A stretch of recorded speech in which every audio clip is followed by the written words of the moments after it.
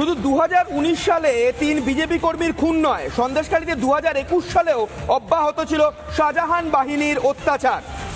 BJP করার অপরাধে জলধর মণ্ডলকে মারধর করার অভিযোগ। বেধড়ক মারধরে গুরুতর জখম জলধর মণ্ডলকে উদ্ধার করে পরিবারের লোকজন। মাথায় বন্দুকের বাঁট দিয়ে মারধর করার অভিযোগ। এমনকি নেজার থানাতে অভিযোগ জানানো হলেও পুলিশ অভিযোগ নেয়নি বলেই জানান জলধর মণ্ডল। এখনো প্রাণে মারার হুমকি দেওয়া হচ্ছে সেই জলধর মণ্ডলকে। সিবিআইয়ের কাছে বিচার চাইছেন এই জলধর মণ্ডলের পরিবার। আপনাদের আরো একবার জানিয়ে রাখি যে শুধুমাত্র 2019 সালেই নয়, তিনজন বিজেপি কর্মী খুন হয়। সন্দেশখালীতে শাহজাহান বাহিনীর অত্যাচার 2021 সালেও অব্যাহত ছিল। তেমনি বিজেপি করার অপরাধে জলধর মণ্ডলকে মারধর করা হয়, এখনো প্রাণে মারার হুমকি দেওয়া হচ্ছে। সঙ্গে সরাসরি রয়েছেন জলধর মণ্ডল। জলধর বাবু, 2021 সাল আপনার জীবনে ভয়ঙ্কর অভিজ্ঞতা কি হয়েছিল? 2021 সালে ভোটের পরে, ফলাফলের পরে আমরা হেরে গেছিলাম বলে এই আমাদের মারধর করলো। মারধর করে কাদের মোল্লার লোকজন। কি হয়েছিল ঘটনার দিন? আমাকে একটু ঘটনাটা প্রথম থেকে ওই আমার এক ভাই নেপাল গিয়েছিল রাজবাড়িতে, মুদিখানা বাজার করতে। ওর দোকান আছে, বাইকটা রাখলো, তার বাইকটা নিয়ে চলে গেল। ও দেখতে পাইনি আর কি, তার দেখে বাইক নেই। আচ্ছা, কাদের অফিসে নিয়ে চলে গেছে, কাদের মোল্লার অফিসে নিয়ে চলে গেছে। আচ্ছা, তারপর আমার ভাই এসে নিহারকে ধরলো, এই আমার বাইক এনে দে। এই নিয়ে একটা ওর সঙ্গে ঝামেলা হলো। আমার বাইক নিয়ে গেছে, কেন বাইক এনে দে, এই নিয়ে সন্ধ্যাবেলা ঝামেলা হলো ওর সাথে। মারামারি কিছু হয়নি। তারপর আমরা ধাসে বাড়ি চলে আসলাম। রাত 9টার পরে লুটপাট শুরু হয়ে গেল। কাদের বাহিনীর লোকজন লুটপাট শুরু হয়ে গেল। বাড়িতে বাড়িতে লুটপাট চালাচ্ছে। হ্যাঁ, বাড়িতে রাত্রি অন্ধকারে লুট হচ্ছে, ভাঙচুর হচ্ছে। ও রাতের অন্ধকারে ভাঙচুর হচ্ছে, লুটপাট হচ্ছে। হ্যাঁ, লুটপাট হচ্ছে। পুলিশ তখন কোথায় ছিল? পুলিশ তখন ছিল, পুলিশ থাকায় লুটপাট হচ্ছে। ও পুলিশ ছিল, তার মধ্যে এগুলো হচ্ছিল। চুপ ছিল পুলিশ, দর্শকের মতো দাঁড়িয়ে ছিল, নীরব দর্শক। হ্যাঁ, দাঁড়িয়ে দেখছে। তারপর আপনি কি করলেন? আমি তার ভয়টা, ভোর 4টার সময় পালিয়ে চলে যাচ্ছিল।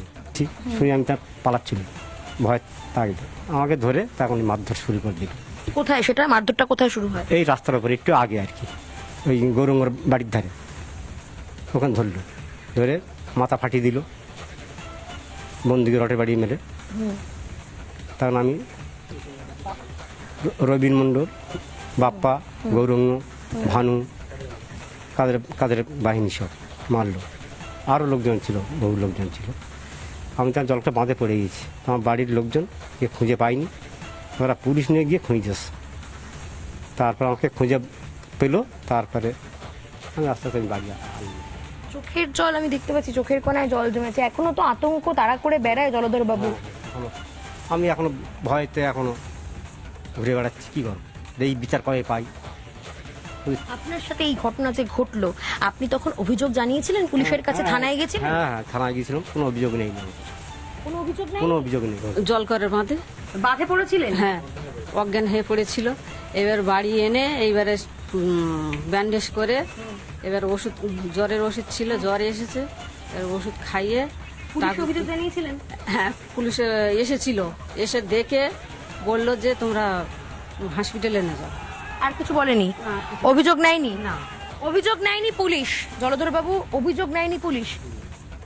যে পুলিশের রক্ষা করার কথা সেই পুলিশ আপনাদের কোনো অভিযোগ নিল না? তুই বললো হসপিটালে যাও। এটা কি জন্য? এটা কি শাহজাহান আর তার দলবল কাদের মোল্লাদের বাঁচানোর জন্য? হ্যাঁ, ওদেরই বাঁচাবার জন্য এটা করেছে। ওদেরই তো কেনা পুলিশ না, ওরা কিনে রেখেছে না সব। কিভাবে দিন কাটাচ্ছে? খুব ভয়। সিবিআই এর কাছে কি রাত হলে কোনো ঘুম হয় না? রাত হলে ঘুম হয় না। হ্যাঁ, সিবিআইয়ের কাছে আমরা বিচারে আসা না পাবো বলে একটা ইচ্ছা এখন আছে।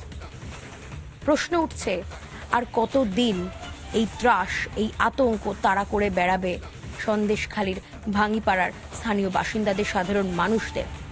ক্যামেরায় দীপঙ্কর কাঞ্জিলালের সঙ্গে লীনা ভট্টাচার্যের রিপোর্ট, রিপাবলিক বাংলা, ভাঙিপাড়া।